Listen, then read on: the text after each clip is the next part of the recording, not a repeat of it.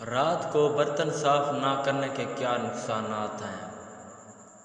جواب اسلامی تعلیمات کی روشنی میں دیں گے اور آپ کو یہ بھی بتائیں گے کہ اس کے بارے میں حضرت علی رضی اللہ تعالیٰ عنہ کا کیا فرمان ہے۔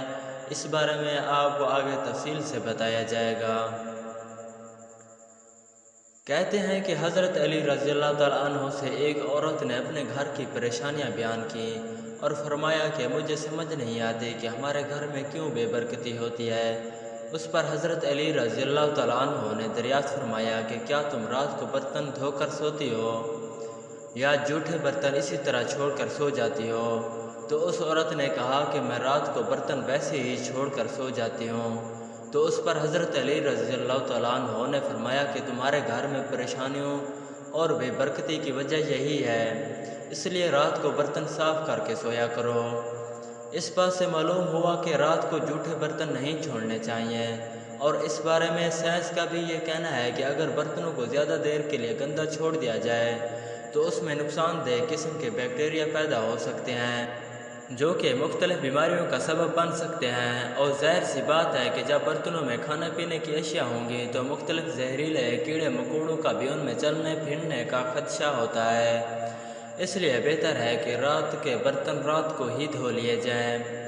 دوستو، یہاں پر آپ کو یہ بھی بتاتے چلیں گے کہ حدیث نبوی صلی اللہ علیہ وآلہ وسلم میں ایسی کوئی تعلیم سامنے نہیں آئی ہے جس میں رات کو برتن دھونے یا نہ دھونے کے بارے میں کوئی تشریح ہو،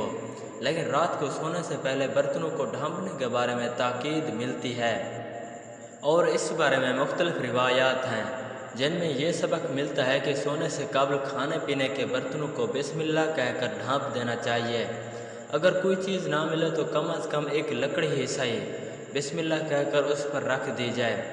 اس لیے کہ شیطان بند دروازوں کو اور ڈھکے ہوئے برتنوں کو نہیں چھوتا۔ اور ایک اور حدیث میں آپ صلی اللہ علیہ وآلہ وسلم نے اس کا سبب یہ بیان فرمایا ہے کہ سال میں ایک رات ایسی آتی ہے جس میں وبا اور بلا نازل ہوتی ہے، اور جس چیز کا منہ بند نہ ہو اور جو برتن ڈھکا ہوا نہ ہو اس میں یہ وبا اترتی ہے۔ کتنی بڑی حکمت ہے پیارے نبی صلی اللہ علیہ وآلہ وسلم کی پیاری سنتوں میں، اس لیے ہمیں چاہیے کہ ان سنتوں کو اپنا پکا معمول بنا لیا جائے تاکہ ہم ہر قسم کی مصیبت سے اپنے آپ کو محفوظ رکھ سکیں۔